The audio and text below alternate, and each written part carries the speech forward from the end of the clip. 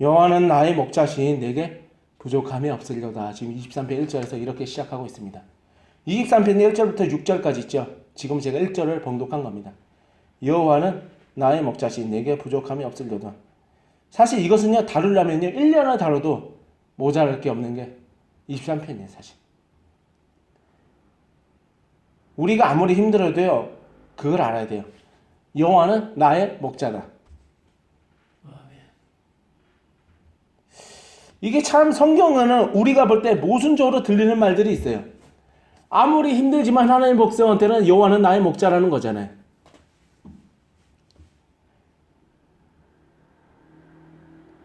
지금 시편 23편에서 다윗이 시라고 하잖아요. 이것을 다윗이 이 13편을 기록했다고 보거든요. 물론 저도 그렇게 봐요. 다윗이 지금 성령께서 주시는 이게 감동을 통해서 기록된 걸 우리는 보고 있는 거죠. 이렇게 번역이 된 글로. 근데 여기 보면요, 여호와는 나의 목자신이라고 그때 당시에 다윗이 시를 쓴 거죠. 시편, 하나님의 말씀에 하나님께 감동을 받아가지고 성령의 감동을 받아서 이렇게 썼는데, 여기서 우리가 주목해야 될 게 있어요. 1편, 지금 23편 1절에서 여호와는 나의 목자신이 이렇게 기록되어 있는 것을 알 수 있는 건 뭔지 아세요? 다윗이 자기가 지금 편한 삶을 살고 있기 때문에 목자라고 했나요? 그런 전제 조건 안 붙어 있어요. 그냥 이렇게 돼 있어요. 여호와는 나의 목자입니다. 자기가 삶이 편하기 때문에 목자라고 해서 시인한 것도 아니고요. 자기가 너무나 어렵기 때문에 또 그렇게 나의 목자다. 나의 상황이 지금 너무나 공핍하기 때문에 나의 목자라고 시인한 것도 아니에요. 그냥 내 상황이 어떻게 됐든 여호와는 나의 목자다. 자기 상황과 상관없이 그냥 여호와는 나의 목자라는 것을 인정한 거예요. 그것이 감동이 돼서 기록을 한 거죠. 그 당시 다윗이 살아있었을 때.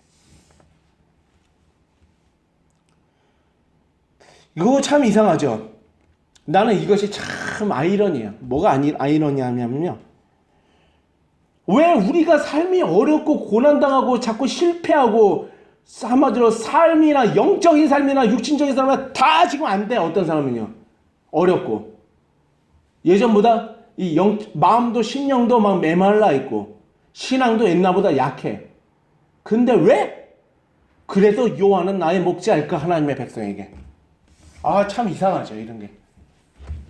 다윗의 고백이 그런 고백이에요. 다윗이 이렇게 시편을 성령께 감동받아서 한 고백은요, 자기 상황에 상관없이 자기가 어렵든 어려운 상황이든 자기 몸이 아프든 좋든 물질이 있든 없든 부하든 그렇지 않든 간에 그걸 떠나서 그냥 여호와는 나의 목자로 시인한 거라고요.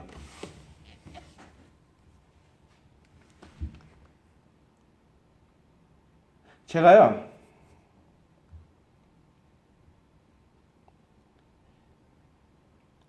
기도원에 갔다 왔잖아요. 강남 금식 기도원에 쭉 갔는데 방에서 잠을 잤거든요. 더워서 진짜 잠자기가 힘들더라고요.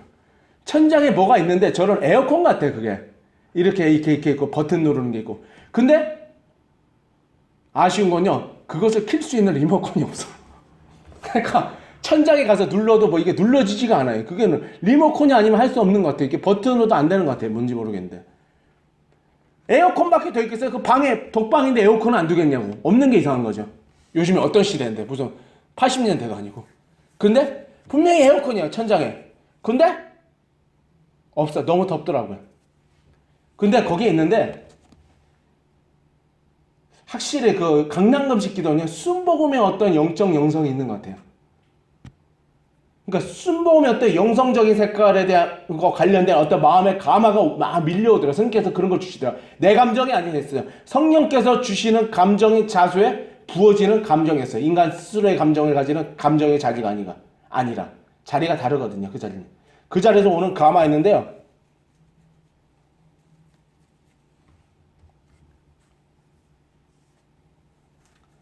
어떤 일이 있었냐면요, 마음에 어떤 이렇게 뭐가 오더라고요. 그러면서 순복음으로 옮기고 싶다는 마음이 막 올라오더라고. 마음에서. 희한하더라고. 기도원에 오니까 또 하나님 그러시더라고.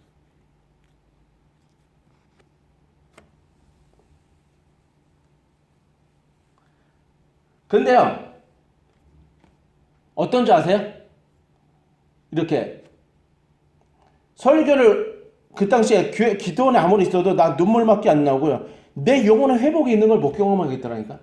조금 뭐가 마음에 감아가서 좀 위로가 경험되어지고 성령께서 어떤 걸 마음에 만져서 어떤 주님이 주신 어떤 마음의 감정이 있어요. 그래서 뭔가 좋아지는 건 경험해요. 이따금씩. 잠시 잠깐이에요. 그러다 없어지고 그렇더라고. 기도원에서 잘 들으세요. 설교를 들어도요. 별로 들어오지 않더라고요. 은혜는 좀 회복이 되는 건 경험이 되는데 너무나 미미하고 너무나 고통스럽더라고. 회복되는 경험에서 너무나 막 흔들려서 신앙이 죽을 것 같더라고요. 신앙이 막 기초까지 다 뿌리 뽑힐 것 같이 힘들더라고요. 이틀째 있다가 내려가자 해서 내려갔어요. 그러다가 청평에서 내려가지고 전철 타고 지하철 타고 이렇게 온 거예요. 전철 타고. 그러다가 갈매산 기도원에 잠깐 들러가지고 안양 석수동에 있는 갈매산 기도원에 저녁 예배 들러가지고 저녁 예배 좀 늦게 들렸죠. 거의 끝나갈 쯤에. 들러가지고 설교 거의 끝날 땐가 어딘가 가서 늦게 해가지고 기도는 좀 하고 갔어요. 기도가 잘 되더라고요. 오히려 거기가 낫더라고. 거기가 낫더라고. 아니 갈매산이 기도되는 막 은혜 받을 때 내가 그때 그랬어요. 주님 나 좀 이렇게 긍휼하게 해달라는 기도가 나오더라고요. 하나님이 그 강대상 단상 있잖아요. 거기에 가서 기도하래요. 제일 앞에 가라는 얘기지. 기도할 때 불 끄고 이제 막 기도하거든요. 앞에서 기도하는 사람 있어요. 방석 깔고 일부러 앞에 가서 거기 기도하는 사람 있죠. 거기가 앞으로도 기도가 잘 되고 뭔가 앞에 있으면 뭔가 그런 게 있으니까 저도 앞에 가서 하나님 가라고 하더라고요. 기도했는데 앞에서 방언을 막 했어요. 솔직히 한국말로 기도할 힘이 없더라고요. 제가 방언에 대한 중요성을 언제 알았냐면요. 한국말로 기도할 힘이 없을 때가 있지 않아요? 사람이 영적으로 막 마음이 지치고 막 삶이 안 되면요. 삶이 안 될 때 뭐가 나타나요? 삶이 너무 안 풀리면요. 또 그 삶에 자꾸 매여 있어가지고 매여 있는 삶 때문에 안 되는 것 때문에 거기서 마음이 빼앗겨가지고 마음이 지치고 거기다 영향을 받아가지고 내가 막 낙심이 되잖아요. 어떻게 될까요? 기도하기 싫죠. 마음이 지치니까 이제. 낙심되면 영혼이 어떻게 돼요? 약해지잖아요. 우리 영혼도. 그러니까 영이 약해지니까 한국말로 기도할 힘도 별로 없었어요. 사실 요즘에 너무 힘들어서. 그러니까 방언하자. 방법 없다. 방언을 좀 할 수 있으니까 알아라 하면 되니까. 방언이라도 있어. 때로 방언도 하기 싫더라고. 어때 방언할 힘은 좀 나가지고 했는데 막 진짜 눈물이 나와요. 막 주님 좀 불쌍하게 해달라. 뭔가 나를 만져주는 것 같아요. 하나님이. 불쌍하니까. 눈물이 나요. 막 기도하는데 방언할 때. 아버지 앞에서 단상에다 손을 딱 얹고 무릎 꿇고 그 단상에다 얹고 기도했어요. 강사 붕사 올라가는 단상에 그러니까 눈물이 막 나. 그러다 좀 있다가 기도가 잘 되는 거지. 강남감식 기도하면서 그렇게 기도 안 되더라고요. 생각해. 조금 되다가 안 되고 그러다가 상처 치유가 좀 있었어요. 강남감식 기도하면서. 그러다가 내려갔는데 좋아졌을까요? 그러다가 좀 말다가 집에 내려왔는데 또 메말라지고 오히려 신앙이 더 흔들려지는 경험을 하더라고. 어떤 부분에서. 주님 왜 그럴까요? 나도 몰랐는데 주님 뭐라 하냐? 회개를 많이 하래요. 신앙 회복될 거를 계속 해줘야 되니까 조금씩 하나님 신앙을 회복시켜 주더라고요. 근데요. 제가 너무나 많이 미끄러져 왔다는 걸 알게 됐었어요. 왜 하나님이 영적으로 다운되는 상황을 왜 계속 허락하셨는가? 왜 신앙이 더 메말라지고 왜 기도 갔는데 속 시원한 해결을 못 봤을까? 좀 은혜를 경험하는 이따금의 은혜는 있었지만 근본적으로 내 마음의 신앙에 미끄러지면서 회복되는 건 없었어요. 근본적인 해결이 없어도 사람이 은혜 받을 때 약간 간헐적으로 은혜 받을 때 있잖아요. 근데 이런 고백이 나오잖아요. 은혜를 감흥적으로 받는데 내 신앙의 근본적인 문제는 해결이 안 되는 것 같다. 이런 생각이 올라올 때 어떤 영적 체험이 있죠. 그런 은혜가 있거든요. 근본적인 것까지 해결이 안 되지만 뭔가 주시는 은혜가 있어요. 거기까지는 좀 은혜가 되는 것 같았어요. 거기까지 갈 것 같이 하는데 많은 은혜도 있었고. 그냥 막 무너지고 있는데 하나님이 여기서 회개하래. 집에서도 하고 막 하니까 신앙을 조금씩 회복시켜 주더라고요. 영적 상황에 대해서. 알게 된 게 하나가 있었어요. 여호와가 나의 목자라는 건요. 꼭 우리의 삶에 막 신앙이 파이팅하고 막 이렇게 감하고 신앙이 엄청난 확신이 있을 때만 우리의 목자로서 우리를 양으로서 끌고 가는 건 아니더라고. 우리의 목자이기 때문에 목자로서 우리를 대하는 방식이 꼭 그런 방식만은 아니더라고. 은혜는 마음껏 줘서 항상 신앙이 흔들리지 않고 가게 하는 거. 흔들리도록 이렇게 하나님께서 어느 정도 내버려 두시는 것도 있더라고. 얘 아들의 마음을 다듬어야 되니까. 한마디로 아무리 너희는 한마디로 그거지. 힘들어도 신앙 지키고 사명 지켜야 된다. 사람 의지하는 거 아무것도 아니라는 걸 가르쳐주기 위해서 그런 상황을 허락하셨어요. 사실 하나님이 허락했다고 합니다. 근데 나중에 뭘 알게 된 줄 아세요? 오히려 감사한 마음이 들더라니까요. 내가 신앙이 미끄러지는 사람은, 내가 신앙이 미끄러지지 않았으면요, 난 아마 계속 엉뚱한 데 시간을 팔아가지고 계속 거기에 나갔을 거예요. 막. 신앙의 확신은 있는데 계속 어떤 죄 가운데로 갔을 거란 얘기죠.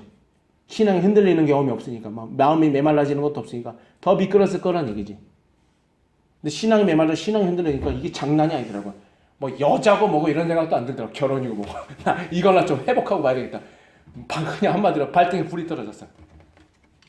하나님 그렇게 날 놔두시더라고요. 왜요? 그렇게 가다가 지옥으로 가게 될 거니까. 메말라지게 하고 흔들리는 상황까지 그냥 놔두시더라고요. 어느 정도 지키심이 없었다는 건 있었죠. 뭔가 밑바닥에 지키심은 있었지만 이렇게 흔들리게끔 막 하더라고요. 막 희미해지게끔도 허락하고 징계를 줘가지고 알게 됐어요. 그렇다고 나는 하나님께서 그렇게 또 할 거라면 난 두려워서 못할 것 같아. 너무 무섭더라고. 하나님이 한번 다듬으시는데 사람을 징계로서 다룬데 얼마나 무서운지 모르겠더라고. 여호와가 나의 목자라는 건요, 꼭 내가 원하는 방향이나 내가 원하는 시간에 신앙을 회복시켜줘야지만 주님이 나의 목자가 되는 게 아니에요. 주님은요, 주님이 원하는 시각과 주님이 원하는 때와 주님이 그날 원하는 자기의 마음에 따라서 우리를 다루시는 방식이 좀 달라질 수가 있어요. 얼마든지.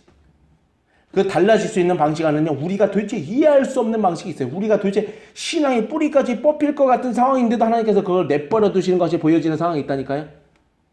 다 끝났구나 이런 상황. 충분히 그렇게 될 만한 상황. 그런데도 요한은 어떻게 돼요? 우리의 목자예요. 왜냐? 그렇게 해서라도 그를 돌이킬 어떤 방법이 있으니까 그렇게 놔두시는 거예요. 그걸 토대로 해서 이렇게 돌이키게 하려고. 내가 어떻게 돌이키게 되냐면요, 사명을 갖다가 내 어떤 사리사욕을 채우는 대로 사명을 이용한 걸 하나님이 회개시키더라고요. 주의 종으로 가면 사람들이 무슨 생각하죠? 하나님이 나를 알아서 책임질 거야. 성도도 이때 붙여주고 이렇게 해줄 거야. 이렇게 얘기하잖아요. 그러면서 뭔가를 기대하죠. 내가 사명 감당하면 하나님께서 내 필요한 걸 채워줄까 하는 기대 때문에 사명을 감당하려는 것도 있어요. 그러니까 그것이 안 채워지고 그것이 응답이 안 되면 어떻게 돼요? 사명을 왜 감당해야 되는데 막 의아함이 들잖아요. 안 그래요? 잘 들으세요. 근데요, 그것이 바로 범죄하는 거예요. 왜 범죄일까요? 사명은요, 내가 원하는 것을 체험을 받든 체험을 받지 못하든 그냥 해야 되는 거예요. 사명이기 때문에. 그걸 가르쳐 주더라고. 사명이기 때문에 해야 되는 거. 그걸 깨닫기 위해서 어려운 상황을 그냥 내버려 두시더라고. 나 유기하는 것이 보이더라고. 와, 정신을 못 차리더라고. 왜 주의 종이 되려고 하시나요? 내가 물어볼게요. 내 잘 먹고 잘 살게 기대되나요? 하나님 주의 종이 되면 뭔가 확실한 돈도 벌게 해주고. 영혼을 사랑해서 한 영혼을 우리 내면을 잘 봐야 돼요. 잘 들으세요. 내면을 잘 봐야 돼요. 우리는 그렇게 생각되지만요, 자세히 보면 아닐 수도 있어요. 우리 안에는요, 잠재된 죄가 있거든요. 오바다 세죽이라는 청교도가 은밀한 죄와 거룩이라는 책을 썼는데 은밀한 죄가 있다는 걸 다루고 있어요. 나는 그런 게 있는지 몰랐는데 안에 무의식에 그런 죄악을 마음에 품고 있다는 걸 가르쳐주기 위해서 그거를 쓴 거죠, 책을. 우리는요, 우리 마음에 속에 있는 거 다 몰라요. 우리는요, 그냥 사명 이루기 위해서 하는 거라고 생각할 수도 있지만 어떤 걸 보면요, 그렇지 않은 것이 있어요. 내 마음에 있는 나의 어떤 욕구를 채우기 위해서 그 사명을 이용하는 것도 있다고요. 나의 욕구, 나의 필요한. 물론 내가 생각하면 분명히 필요한 거다. 뭐 결혼해야 되는 것도 필요한 거고, 물질 있는 것도 필요한 거고, 자식이 잘 되는 것도 필요한 거고, 다 필요한 건데 그것 때문에 주의 종의 사명을 이루려고 하면 안 된다는 얘기죠. 그것을 채우기 위한 목적으로. 내 자식이 잘 되게 하기 위해서 사명 감당을 한다. 이거는 잘못된 생각이에요. 그것은요, 사명을 이용하려고 하는 거예요. 그렇게 해서 목회를 했다면 그 사명 이용한 거예요. 그것이 바로 뭔지 아세요? 내가 어떤 뭔가로 내가 잘되게, 이 땅에서 내 자식이든 뭐든 누군가 잘되게 하기 위해서 사명 감당을 한다. 이것을 뭔지 아세요? 사명 이용하는 죄예요. 사명을 갖고 나의 욕구를 이루려고 하는 죄예요. 이것이 바로 작은 죄가 아니에요. 저도 이런 죄가 있었어요. 제가 몇 번 말씀드렸어요. 사명 우상숭배죄라고 이것은. 사명 우상숭배죄를 다루고 해서 밤에도 그렇게 회개시키더라고요. 막 어려운 가운데 두면서. 얼마나 눈물이 나는지 모르겠더라고요. 밤에 새벽에. 진짜 눈물이 나더라고요. 주님이 생각나면서 너무 내가 막 안타깝더라고요. 왜냐? 원래 내 마음은 그런 마음이 아니었거든요. 결혼을 하든 하지 못하든 나는 주의 길을 가서 사명 감당해서 주님의 뜻을 이루리라. 그래서 주님을 기쁘시게 하리라. 주님의 영광만을 살리라. 이런 뜨거운 마음이 실제 있었어요. 거기에 원하는 마음도 있고. 그래서 거기에 따라 직접 살게 된 사람도 있었고요. 어느 날 근데 내가 내 원하는 것이 안 채워지니까 사명을 이용하려고 하는 게 있는 거 드러나더라고요. 사명을 이용하려고 했었어요. 그것이 여실히 드러나더라고요. 내 안에서. 하나님이 그걸 터치하시더라고요. 사명을 이용하는 삶을 계속 산다. 참복자일까요? 사꾼일까요? 사꾼이죠. 근데 그 사람들 그렇게 생각 안 해. 요즘 솔직히 말해서 우리 한국교회에서 뭐가 잘못됐냐면요. 사명 열심히 일해서 자식이 잘 돼야 된다. 자식의 복 받고 이렇게 하니까 사명 감당하는 거다. 이런 얘기하면요. 꼭 그것도 잘못됐다고 보지 않아요. 자식 하나님의 축복 안에서 잘 돼야 되는 건 맞으니까 뭐 그게 잘못됐나 이런 의문을 갖는 사람이 있다니까요. 아니 그렇지 않아요. 아무리 하나님의 축복을 해서 축복을 통해 자식이 잘 되는 것이 좋은 거고 반드시 우리는 그렇게 받을 이유도 있지만요. 그것을 이루기 위한 목적으로 사명을 이용하는 거. 그래서 사명 감당하면서 사명 일을 하는 거. 하나님 볼 때 결코 기뻐할 만한 행동이 아니에요. 하나님 정말 싫어하시는 거예요. 싫어하는 거는 뭐예요? 하나님이 싫어하는 건 무조건 죄예요. 어떤 거든지 하나님이 싫어한다. 죄. 이해가 되세요? 주님이 이걸 터치하시더라고요. 밤에 눈물이 나더라고요. 사명 우상숭배죄를 회개하니까 사망에 대한 내 흐려진 마음들이 하나하나 회복이 되더라고요. 회개하니까. 그래서 내가 예전에 때론 그런 생각이 나더라고. 하나님의 뜻대로 살고자 하는 뜨거웠던 마음들 있잖아요. 그런 결혼을 못한다고 해도 내가 이 땅에서 바로 죽는다 해도 사명의 일을 이뤄서 주님을 기쁘시게 하는 삶을 살리라는 이런 거. 이런 굳은 마음을 갖고 그런 굳은 불타는 감정을 갖고 원하는 감정을 갖고 살았던 것이 생각이 나서 때로는 막 눈물이 나더라고요. 사람은요. 어떤 자리와 위치에 있으면요. 이상하게 그런 위치와 관련된 어떤 사명을 자꾸 이용하려는 기질로 나타나요. 죄악이 그렇게 끌고 가요. 사람은. 그래서 어때요? 대형교회 목사님들이 잘 쓰러지는 이유가 뭐냐면요. 아무것도 가진 것이 없었을 때 신학교 시절 때는요. 다들 순수했거든요. 근데 어때 교인이 많아지고 그러면요. 이 교회를 통해 뭔가 자기의 욕구를 이루고자 하는 어떤 욕구가 생겨요. 그것은 꼭 하나님이 주신 욕구, 하나님의 욕구로 착각할 때도 있어요. 근데 자기의 욕구가 있거든요. 인간적인 욕구. 근데 인간적인 욕구인데 이것을 영적인 욕구인 것 같이 인식하는 욕구가 있어요. 성도를 많이 오게 하기 위해서 뭐 이렇게 이러구나. 이러면 사람들이 성도하고 관련돼서 생각하니까 인간적인 욕구가 아니라고 생각해요. 아니요. 성도가 많이 오게끔 하는 것도 이것도 잘 판단해. 때에 따라서 인간적인 욕구가 있을 수도 있어요. 근데 그런 욕구를 이루려다 보니까 사명을 이용하죠. 대표적인 것을 전도로 이용하죠. 성도들한테는요. 전도를 어떻게 돼요? 어떻게 돼요? 해야 된다고 말을 하잖아요.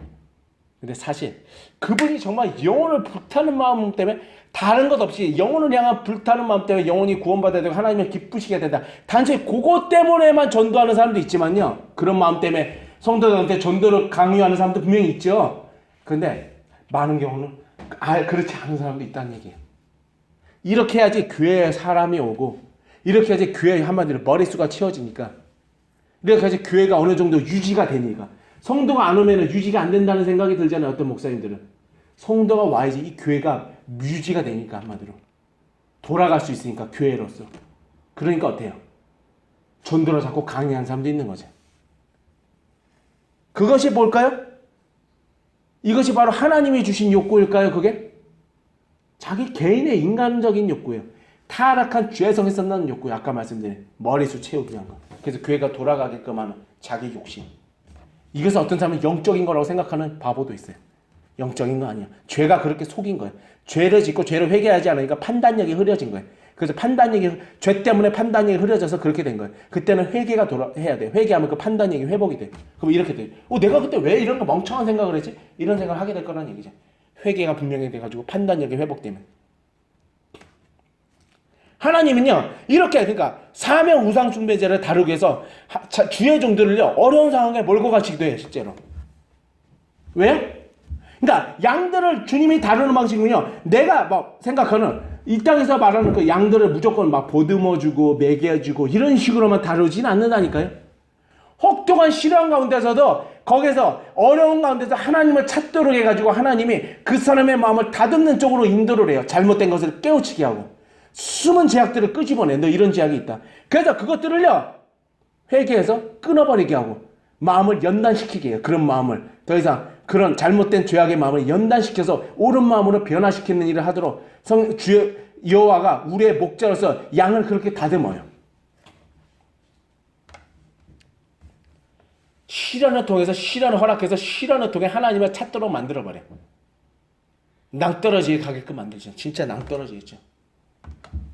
주님은 이제 그렇게 하지는 않을 거예요. 주님이 너무 힘들어가지고 그렇게 하니까요 마음이 좀 강해지고 연단이 돼지고 성숙해지더라고요.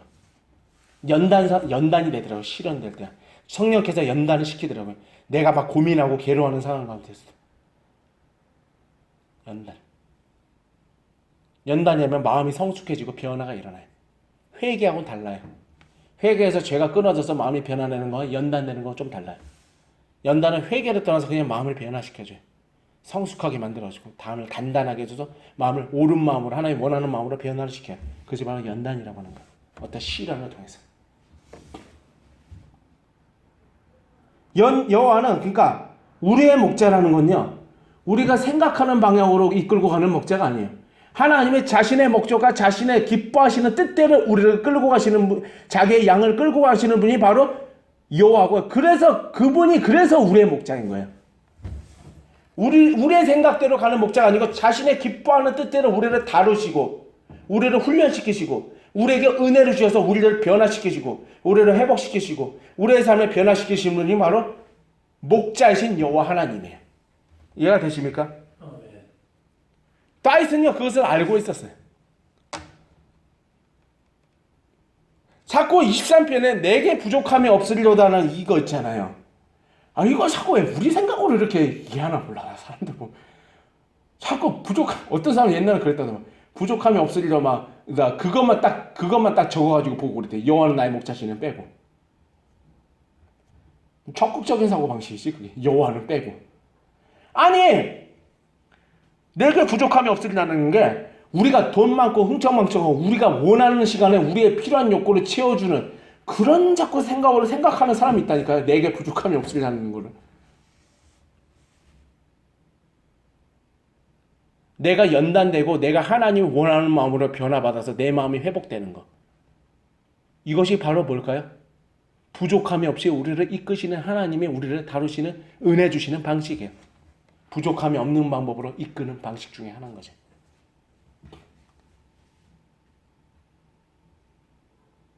왜요? 예배 안 드리고 잠이나 자고 싶으세요? 그러고 하나님이 나의 목자 이러고 싶으세요? 그렇게 한번 살아보세요. 그리고 주님이 나에게 복 줄 거다 한번 해보세요. 언젠가 세상 그러니까 이런 말을 하죠. 세상에서도 뭐 말 안 되면 두들겨 맞을 거다. 주님한테 두들겨 맞을 때가 올 거야. 저는 옛날에 죄 때문에 주님께 한마디로 징계로서 비유적으로 두들겨 맞을 때가 많았어요.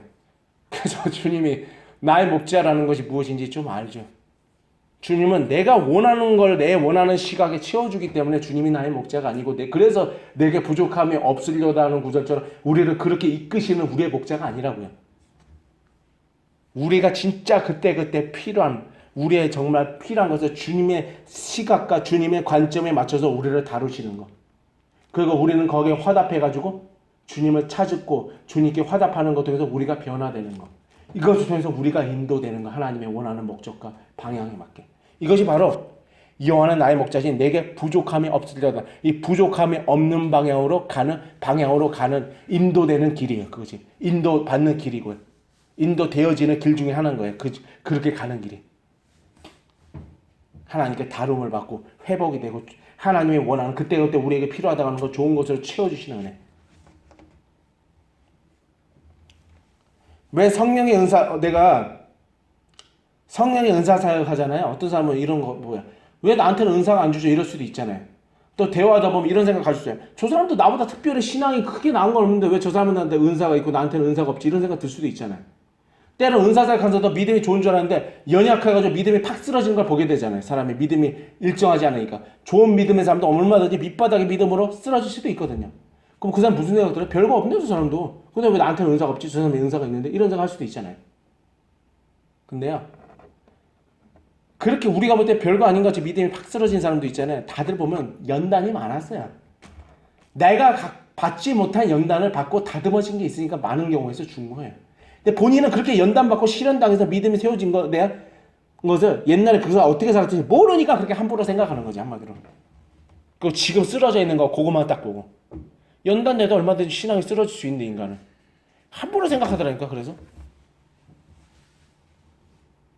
자기보다 더 깊은 신앙의 세계를 알고 있다는 것도 잘 모르고, 현재 쓰러진 것만 보고.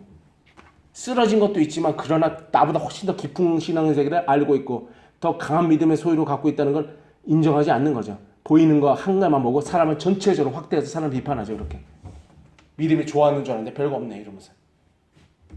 그래서 내가 살다 보니까요, 나한테 막 믿음 좋다고 칭찬하는 사람도 있잖아요. 너무 그 사람들한테 인기몰이 할 필요 없더라고요. 그 사람들 매일 이유도 없어요. 사람 아무것도 아니에요. 그러다가도 내가 정말 형편없는 모습으로 쓰러지는 모습을 보게 되잖아요. 믿음이 아무리 좋고 많은 연단과 훈련 가운데 많은 신앙의 영적 깊은 세계를 알고, 남들보다 더 깊은 영적 세계를 알아서 신앙의 어떤 많은 걸 알고 있다고 해서 그가 또 믿음의 좋은 믿음의 소유자라 해도 어느 날 믿음이 팍 쓰러질 때가 있어요. 어떤 부분에 연약해가지고. 아무래도 인간이 연약하면 믿음이 쓰러질 때가 오거든요. 어떤 줄 아세요?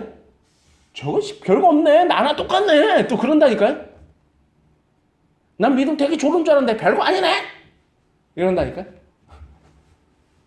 그러면서 옛날에 믿음 좋다고 칭찬했던 것도 다 무효시켜요. 아니, 내가 몰랐네요, 무효입니다. 그것도 당신 나하고 똑같습니다.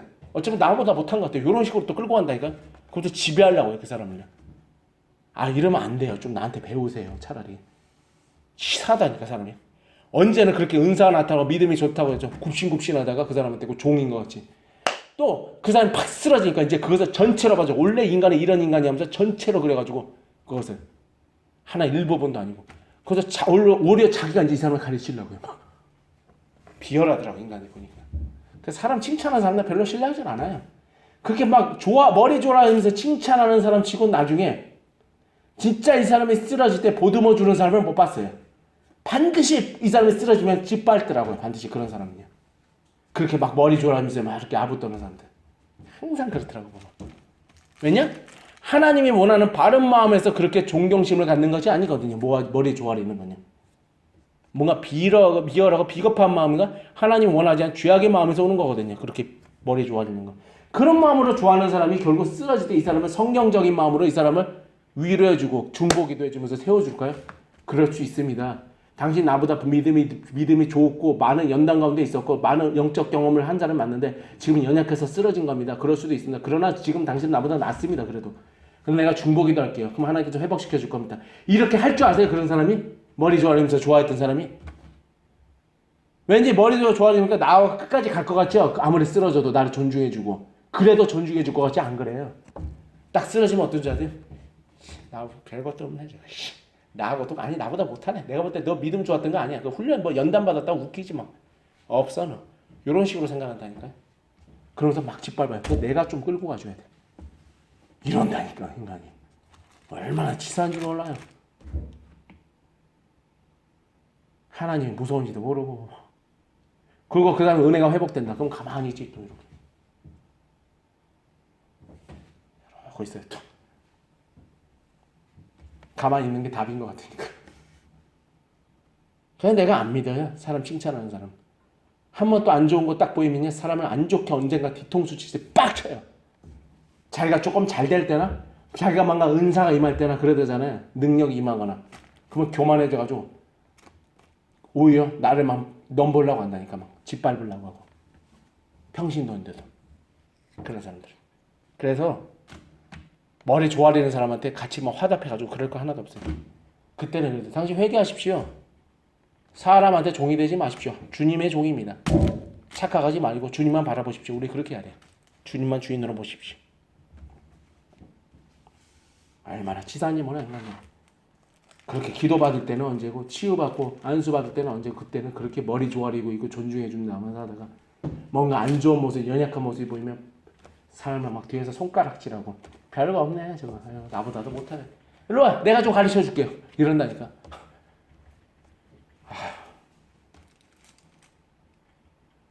그러니까 얼마나 더러운지 몰라요. 그 마음들이. 주님이 어때요? 그런 여러 가지 어려운 상황, 멸시받는 상황과 이런 상황을 통해서도 하나님은 그 사람에게 그런 것을 하나의 시련으로 허락해 주셔가지고요. 이 사람의 마음을 연단을 한다니까요. 그러면서 하나님이 주시는 축복으로 연결시켜줘요. 이것이 바로 내게 부족함이 없으려고 하는 주님이 자신의 양을 부족함이 없는 삶으로 이끄는 삶의 이게 우리를 이끄시는 하나님의 방식이에요. 그래서 부족함이 없으려고 한 거예요, 사실. 물론 이것도 일부분적인 거죠. 생각 이제 좀 깨지나요? 네. 내가 원하는 방향으로 하나님 이끌기 바랬나요? 단단히 착각한 거예요. 하나님은 내 마음대로 해주시는 분이 아니에요. 주님이 원하는 방향, 주님이 볼 때 좋은 방향으로 이끌어요. 그 방향은 좋은 방향이기 때문에 하나님이 이끌어주는 거지, 나쁜 방향이고 우리에게 망하게 할 거기 때문에 이끄는 것이 아니에요. 망하게 하지 않고 승리하고 좋은 길이기 때문에 그 길을 이끄는 거예요. 우리는 그것이 싫다고 하지만. 그래서 그 삶에 거기에는 부족함이 없는 거예요. 내가 부족함이 없다고 느껴져야지 부족함이 없는 것이 아니에요. 나는 싫고 나는 이것이 힘들다고 해도 하나님 볼 때는 그것이 좋은 거고 부족함이 없는 거라고 하나님께서 인정해 주시는 거. 그것이 바로 부족함이 없이 우리를 이끄시는 하나님의 인도하는 방식 중에 하나라고요. 내가 부족함이 있다 없다의 판단에 의해서 하나님이 내 삶을 부족함이 없는 삶을 인도해 주지 않느냐고 이게 판단할 기준은 아무것도 없어요. 그건 우리의 판단일 뿐이에요. 하나의 판단 다르다는 얘기지. 그건 네 생각이고 내 생각은 아니다 그거지. 내 생각은 너는 부족함이 없는 방향으로 내가 너를 이끌고 있어. 그러니까 네 생각을 버려. 하나님은 그러시는 거죠. 네가 부족함이 없다고 생각할 뿐이지, 아니야 너는 부족함이 없는 자가 아니야. 이미 많은 걸 줬어. 하나님은 그러시는 거죠. 왜 감사하지 않냐는 얘기죠. 우리요. 그것이 바로 하나님이 우리를 이끄는 삶의 방식이라니까요. 부족함이 없다니까. 뭐가 잘 되고 사업이 잘 되고 뭐가 빵빵빵빵 터져야 된다고요. 그렇게 해서라도 하나님께서 우리의 육신적인 삶도 매끄럽게 이렇게 끌어가는 방식도 있지만 다 그런 방식이 여러 가지 하나의 방식이 있다고요. 사람을 다루는 게. 하나님 방식을 우리가 다 알려고 하지 마세요. 우리가 아무리 지혜가 있다고 해도 하나님 방식 다 알 수 없어요. 은사를 통해서 하나님이 주신 지혜를 통해서 뭔가를 알 수 있다고 해도 다 모른다니까. 착각하지 마시라고 그러니까. 그래서 여호와는 나의 목자신 내게 부족함이 없으리라고 다윗이 고백한 거예요. 우리가 생각하는 그런 기복주의적인 생각을 통해서 고백한 게 아니라고요. 기복주의적인 삶의 사고방식을 갖고 있는 기독교인들이 갖고 있는 그런 삶의 방식과 마음을 갖고 여호와는 나의 목자신 내게 부족함이 없으리로다, 이렇게 여호와 하나님을 설명한 것이 아니라고요. 다윗은요. 이해가 되시죠 이제? 우리의 생각을 버려야 돼. 우리의 관점과 우리가 갖고 있는 잘못된 신앙사상을 버리고 성경을 읽어야 돼요. 그래서 성경은 성경 자체를 통해서 이해를 해야 돼. 우리가 갖고 있는 잘못된 철학 방식이나 인본주의적인 신앙 방식을 버리고 이해해야 돼. 이해가 돼요. 성경은요. 자꾸 그런 생각, 우리가 잘못되어 있는 기복주의적인 신앙, 인본주의적인 사상으로 성경을 이해하니까 여호와 하나님의 나의 목자신 내게 부족함이 없으리라는 이 부족함이 없으리라는 것도 잘못된 기복주의적인 어떤 하나님으로 그려서 자꾸 이해를 하지. 그러니까 그렇게 자꾸 배우고 그런 영향을 받으니까 그런 걸 다 제거해버려야 돼. 그래서 성경을 읽어야 돼. 그대로. 그가 나를 2절에서 이렇게 기록하고 있습니다. 그래서 우리는 여호와는 나의 목자인 하나님을 하나님으로 모시면서 그분의 뜻에 순종하고 그분의 어떤 지혜의 방식에 따라서 우리는 삶을 인도받을 필요가 있어요. 거기서 순응하고. 그게 바로 우리가 승리의 길로 가는 방식이에요. 이해가 되시나요? 네. 이렇게 따라가라고 합니다. 주님이. 그렇게 인정하고요. 그러니까 우리가 공부하고 실험 가운데서도 여호와는 우리의 목자라는 걸 분명하게 믿고 나가라고 합니다. 23절 2절에 이렇게 기록되어 있습니다. 그가 나를 푸른 풀밭에 누이시며 쉴만한 물가로 인도하시는 도다. 그가 나를 푸른 풀밭에 누이시며 쉴만한 물가로 인도하시는 도다. 양들이 뭘 먹죠? 풀 먹죠. 풀 뜯어 먹잖아요. 제가 강남 금식기로 가는데요. 양이 있더라고, 그게. 양을 키우더라고. 그 기돈 중간에 이렇게 울타리 쳐가지고. 거기에 그거 무슨 말이지? 그게 쬐끄만 말이 있는데. 당나귀 같은데? 당나귀도 있던데. 저런 말. 당나귀가 있는 것 같더라. 김성환 목사님이 그 설교하시는데, 김성환 그분이 거기서 설교를 하는데, 당나귀가 양을 하고 같이 있었다 얘기하더라고. 품으면서 있더라고. 그래가지고 성도들이 웃더라고. 신한가 봐요. 그 당나귀. 당나귀가 이게 풀 먹잖아요. 그렇죠? 풀 먹지. 그러니까 막 양을 잡아먹고 이렇지는 않잖아요. 그러니까 서로 잘 지내는 거지. 그러니까 여기 양이 있더라고. 사진 찍을까나 말하는데 근데 양이 고집이 세더라고. 은사를 통해서 하나님 보여주시는데 양이 고집이 센 걸 보여주더라고요. 양도 감정이 있더라고요. 근데 고집이 상당히 센 걸 보여주더라고요. 양이 고집이 센가 봐요. 원래 말을 잘 안 듣고. 여기서 말하는 좋은 고집을 말하는 것이 아니 나쁜 고집을 말하는 거예요. 나쁜 고집이 있더라고. 아주 나쁜 고집. 내가 그 하나님의 은사를 통해서 그 영적인 세계에 열어주셔서 보여주는 은사를 통해서 알게 된 거였어요. 그냥 이렇게 한 게 아니고. 그리고 양이 어떤 자인지. 그래서 여호와 하나님이 인간의 고집을 꺾기 위해서 어떤 여러 가지 상황을 통해서 자신의 지혜로 우리의 목자가 되셔서 우리가 부족함이 없는 사람을 끌고 가시는 하나님의 방식이 어떤 것인지 지금 좀 깨달아져요. 생각. 고집이 센 인간들은. 그래서 푸른 풀밭에 누이신다는데 푸른 풀밭에 누인다는 건요. 우리가 원하는 시각에 우리가 좋아하는 우리가 받길 원하는 욕구를 채워주는 삶을 말하는 것이 아니에요. 주님이 원하는 푸른 풀밭에 누이시는 삶은요. 우리가 원하진 않지만요. 하나님 볼 때 이것이 필요한 거라면서 우리의 삶에 필요한 것을 채워주고 이끌어주는 삶. 이것이 바로 푸른 풀밭에 누이시는 양들을 좋은 길로 이끌어서 좋은 곳을 먹이시는 하나님의 방식이에요. 이해가 되십니까? 아, 네.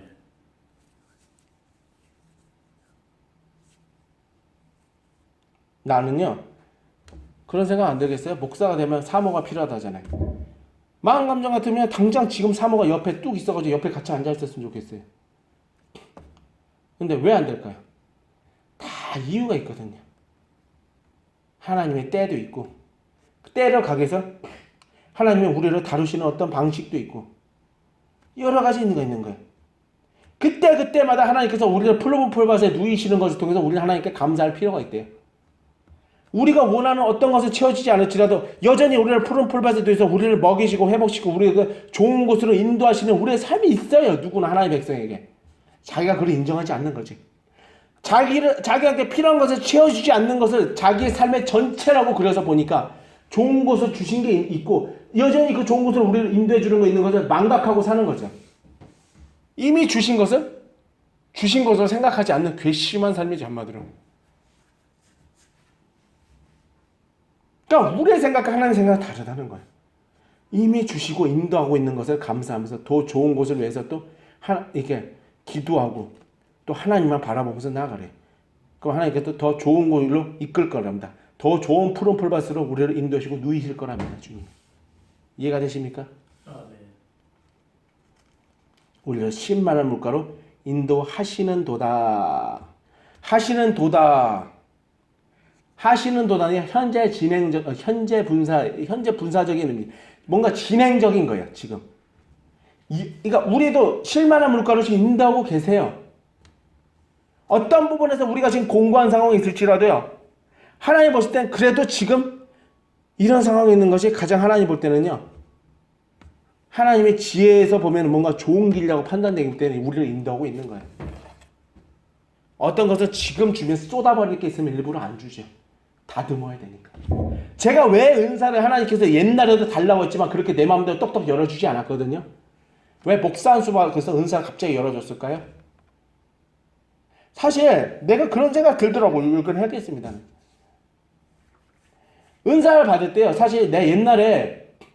집에서 막 성경 막 20장씩 읽고 아니면 그 좀 못되게 읽으면서 기도 막 하루에 3시간씩 4시간씩 어서 5시간씩 이렇게 평균적으로 할 때 있잖아요.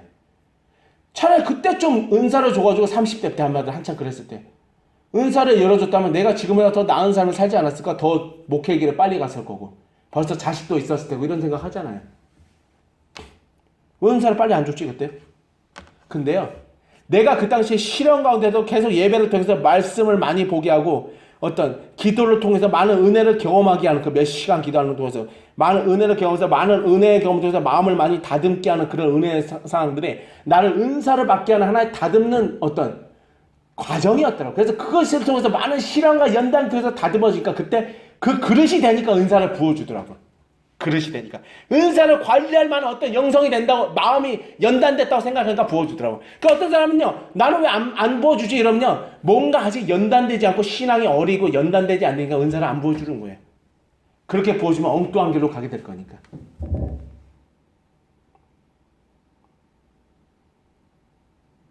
그러니까 어때요? 그렇게 해서 엉뚱한 길로 가게 해서 은사를 부어주는 게 우리를 실만한 물가로 인도하는 삶일까요? 아니죠. 실만한 물가로 인도하는 삶, 푸른 볼밭에 두이서 그래서 필요한 것을 먹이는 삶은 어때요? 우리의 영혼의 유익을 위해서 우리에게 필요한 것들을 채우시고 우리를 어떤 진리의 길을 인도하는 삶, 우리의 영혼을 위해서 그래서 우리의 영혼을 위하는 삶, 그래서 진리의 길로 안착하게 하는 삶, 이것이 바로 여호와 하나님이 우리를 이끄시는 방식이에요. 우리는 그 삶에 순종하면서 나가면 돼요. 네.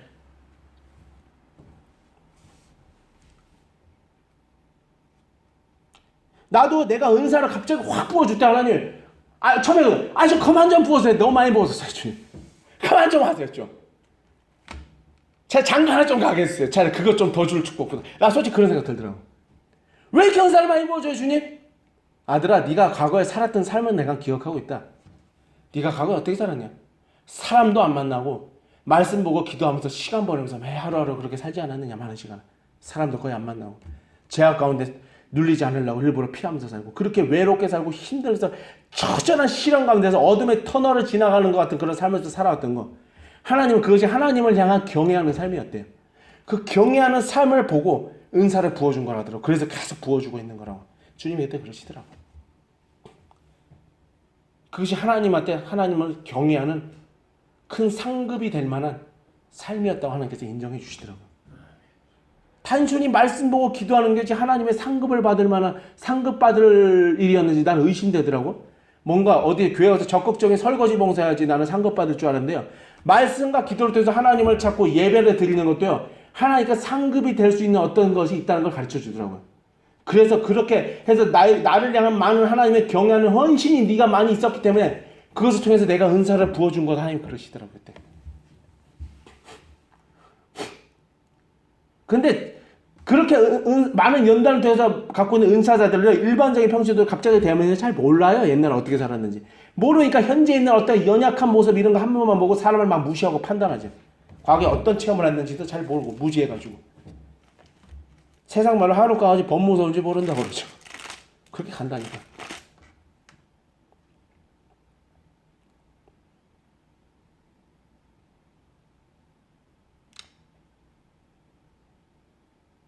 푸른 풀밭에 누이시는 하나님을 믿으라고 합니다.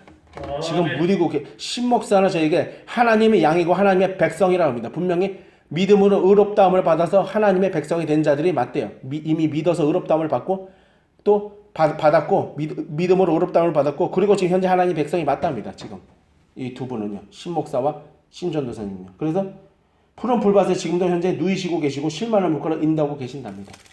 하나님이 말하는 실만한 물가로 인도하시는 삶은요, 우리의 영혼의 만족을 얻게 하고 우리의 영혼이 분명한 필요한 것을 채워주시는 삶이에요.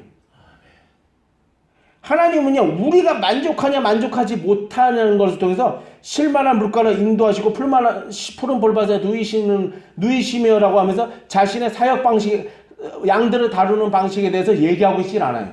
우리의 만족과 상관이 없어요. 우리가 만족하지 않다고 해도 우리는 하나님께서 실만한 물가로 인도하시고 계시고요, 푸른 볼밭에 누이시고 계세요. 그는 우리가 옳다 틀렸다고 여기에 결정할 수 있는 사항이 아니에요. 하나님이 그렇다면 그런 거예요. 그냥. 나중에 이런 거 있잖아요. 나는 그때 그것을 받으면 좋은 줄 알았는데 시간 지나니까 이런 생각 들 때죠. 이거 만약에 그때 해줬으면 나 지금 어떻게 됐을까? 나 아마 망가졌을 거야. 이런 생각이 들 때가 있어요. 우리가 어떤 상황을 보면요. 시간이 지나면 알게 되거든요. 큰일 날 뻔했다. 내가 어떨 때 저 사람이 필요해. 저 사람과 같이 했으면 좋겠어. 근데 저 사람이 나중에 이상한 짓을 해서 사람을 망가뜨리는 일을 많이 해요. 그럼 무슨 생각 들어? 그때 하나님께서 저 사람 나하고 붙여줬으면 나도 망가졌을 건데 분명히. 와, 하나님이 그걸 막아주셨구나. 다행이다. 관계를 가지 못하게 해가지고. 그때 우리 무슨 생각 들어요? 내가 원하는 것을 채워주는 것이 하나님이 나를 목자로서 나를 양으로 대하면서 이끄는 방식은 아니라는 걸 알게 되는 거죠. 그래서 줄인 것을 채워주고 만족시키는 삶으로 이끄시는 방식은 아니라는 걸 알게 되죠. 그때. 그런 거 많이 경험하잖아요. 그때는 그것이 그렇게 필요한 줄 알았는데 시간이 지나니까 필요 없는 거고 오히려 그게 있었으면 내가 더 망가졌을 거라는 깨달음이 올 때가 와요. 어떤 거 이렇게 인생을 살다 보면요. 많은 인생을 살다 보면 그런 게 와요. 그때 하나님의 섭리를 좀 알게 되죠. 하나님은 그때 자신의 지혜로 자신의 백성을 인도하시는 분이라는 걸, 자신의 방식대로 실만한 물가를 우리를 인도하시는 분이라는 걸 알게 되죠. 그것을 우리가 인정하라고 합니다. 관계가 끊어질 때 이유가 있어요. 어떤 사람과 관계. 그때 더 관계를 가지면 우리가 서로 안 좋은 길로 가게 될 거기 때문에 하나님께서 서로를 바꿔놓기 위해서 차단하신 것도 있어요. 어떤 만남의 관계는요. 우리는 아이씨 왜 안 풀려 이것이 왜 하나님의 이 깨어진 관계 연결 안 시켜줘 나 힘들어 죽겠는데 아이씨 막 이제 짜증내잖아. 우리가 볼 땐 그래서 우리를 하나님께서 인도하시는 게 맞다는 생각은 안 드는데 하나님 볼 때는 그렇지 않죠. 내가 너를 실만한 물가로 지금 인도하고 있는 거야. 그래서 그런 상황이 허락된 거라고 하나님께서 우리에게 그렇게 가르쳐 주신다는 사실이죠. 그렇게 해서 허락된 섭리라는 것도 하나님의 섭리예요. 전부 다. 하나님의 뭐라고 하죠? 지략이죠.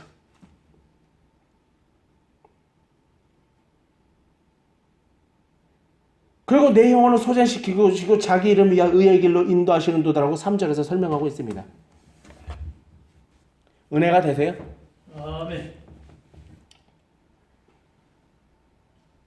우리가 볼 때는 진짜 어떤 상황이 진짜 짜증나고 한마디로 막 세상 말로 세상 사람들이 막 죽고 싶다는 말인데 신자도 그럴 때가 있어요.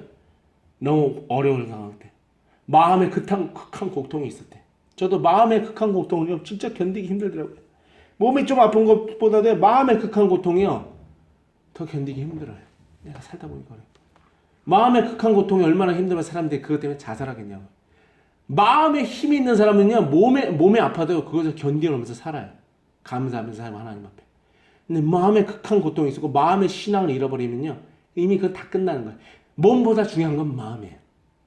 마음의 어떤 하나님을 향한 마음을 잃어버리면 그 사람의 인생은 이미 끝난 거예요. 물질과 재능과 건강과 사랑과 관계보다 하나님을 향한 우리의 마음이 중요한 거예요. 그 마음이 없는 인간관계가 잘 된다는 거나 뭐 여자친구가 있다거나 돈이 있다거나 이거는요 우리에게 결코 진정한 행복을 갖다주는 수단이 될 수 없어요. 오히려 신앙이 없으면 그것이 우리를 더 파멸로 끌고 가게 될 거예요. 왜냐 그것을 다 정욕으로 쓰면서 가게 될 거니까. 그런 모든 우리에게 좋은 것이라고 해서 옛날에 축복 주던 것들 하나님께서 그래서 때로는 하나님의 백성에게 시련도 주고 그때보다 때에 따라 또 은혜도 주시면서 끌고 가시는 거죠. 그러면서 또 이렇게 시련이 오잖아요. 시련할 때 또 회개도 시키면서 하나님께서 이렇게 나를 끌고 가시더라고요. 소생시키시더라고요. 이제 회개하고 하나님이 어떤 분인지를 알려주고 내가 잘못한 걸 깨닫게 해주고 마음을 다듬게 해주면서 내 영혼을요 마음을 내 마음을 연단시켜주고 내 신앙을 회복시켜주면서 조금씩 소생을 다시 시켜주더라고요. 다시 나의 쓰러진 나를 일으켜 주시더라고요. 이것이 바로 하나님의 백성을 인도하는 방식이라니까요. 신앙이 쓰러지게끔 내버려 두시다 하세요. 그러면 그거 무슨 생각이 들까요? 이 하나님이 병 주고 약 주나 이런 생각이 들 수도 있어요. 인간으로서 충분히 그럴 수도 있죠. 신앙이 쓰러진데 다시 회복시켜요. 그러면 무슨 생각 들어요? 아니 그럼 뭐하러 신앙을 쓰러지게 해요? 그럼 처음부터 신앙 좋은 태로 놔둬버리지 하나님. 무슨 병 주고 약 주나? 사람을 갖고 노는 것 같이 생각될 수도 있잖아요. 그렇지가 않아요. 그렇게 보일지 몰라도 그렇게 병 주고 약 주고 하는 상황까지 이해될지 몰라도 그 상황 가운데 하나님께서 우리를요 좋은 길을 이끌어 실만한 물가를 인도하시는 방식으로 인도하시기 위해서 그리고 인도하는 방식 안에서 일어나는 일들이에요. 그런 것들이요. 우리에게 그런 것이 필요했으니까 하나님께서 허락하셨다는 사실이죠. 쓰러짐도 허락하신 거고 그럼 돼서 우리의 마음이 다듬어지고 우리가 뭔가 더 나은 마음으로 성숙한 마음으로 우리가 정말로 옛날에서 도저히 인격화되어진 우리의 잘못된 죄의 성품을 변화시켜서 우리를 지옥으로 가지 않게 하기 위해서 우리를 변화시키기 위해서 다급했기 때문에 하나님도 그런 상황을 허락하셨다는 사실이죠. 다급하신 거죠. 이해가 되십니까? 네. 그렇게 신앙이 쓰러진 것을 허락하지 않고 쭉쭉 자신만만하게 했다면 이 사람이 죄의 길로 계속 걸어가서 지옥 길로 가게 됐을 건데 하나님께서 일부러 쓰러지는 상황을 허락하셨다는 얘기죠. 그래서 뭔가 할 힘도 없게끔. 그래서 하나님을 깊은 어두운 가운데서 찾도록 하신 거죠. 나 좀 살려주세요. 살려주세요. 내가 일하다 죽겠습니다.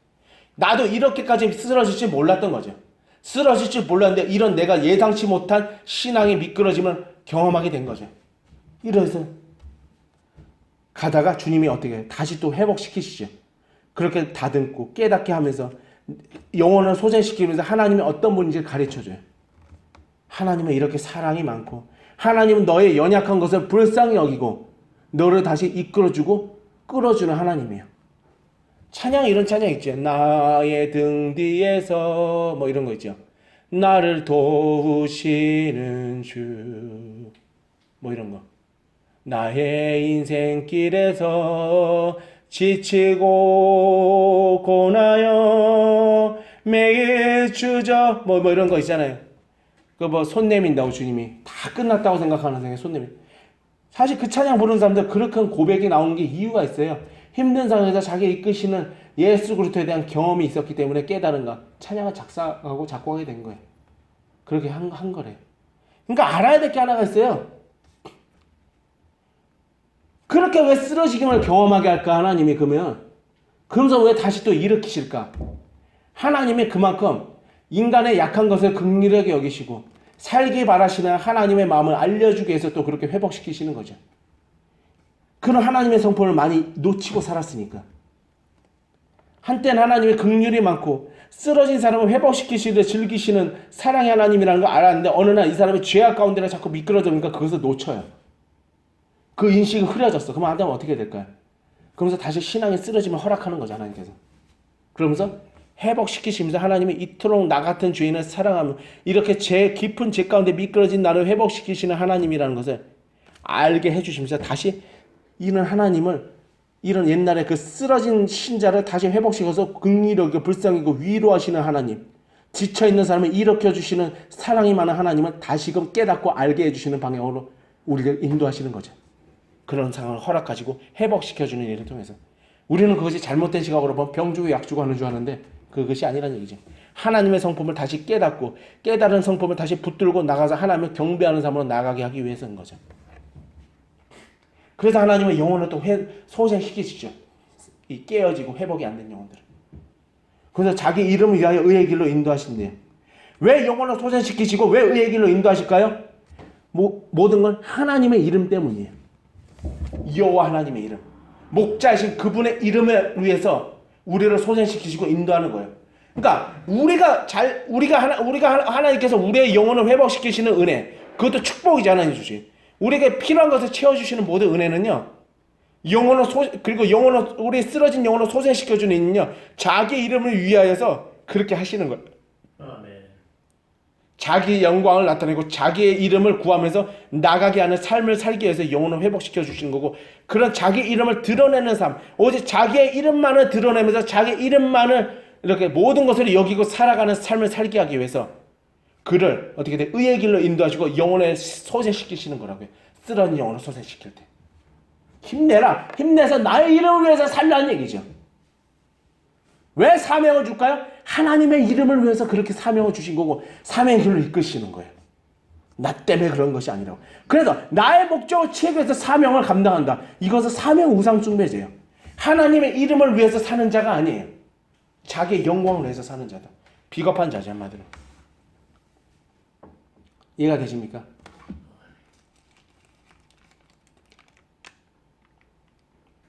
내가 가끔 은사사역하는 사람들 보면 여쭤보고 싶어요. 도대체 왜 은사사역하나? 처음에는 순수한 마음으로 하다가 시간이 지나면요, 들어온 헌금으로 자기 경제적인 것을 유지하기 위해서 하는 사람이 있다니까요. 은사사역을. 참 치사하죠. 형편이 어려우니까 저도 그런 유혹이 들어오더라니까요.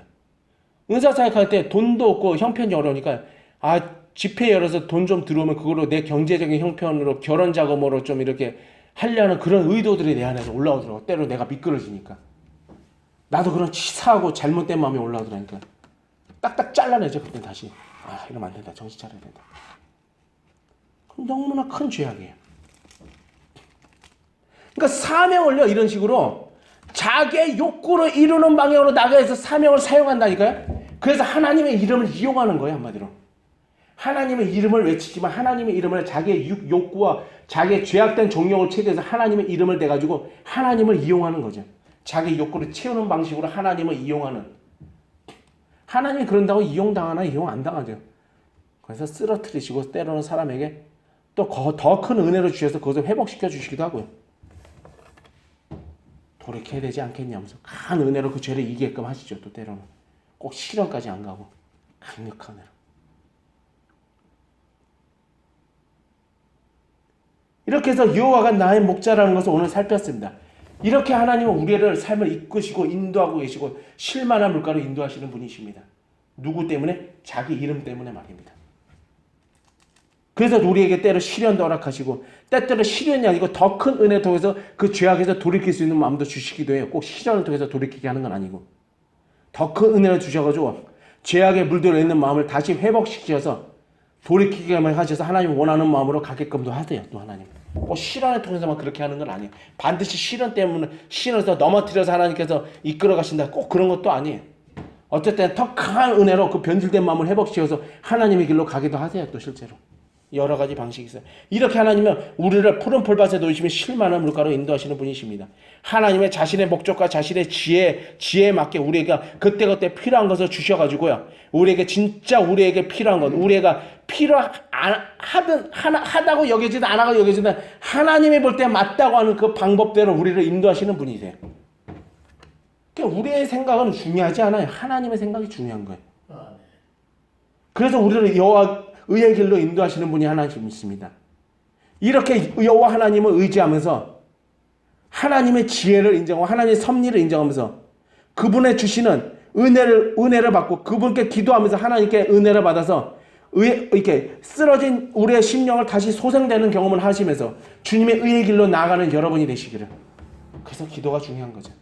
여호와 하나님께 더 큰 꼴을 얻어서 회복이 돼야 되거든요. 그래서 더 큰 꼴을 얻어서 회복되랍니다. 우리의 쓰러진 마음을. 그래서 의의 길로 나가는 여러분이 되시기를. 그래서 주님이 원하는 길로 주님이 주시는 축복의 길로 나가서 축복을 경험하는 여러분이 되시기를.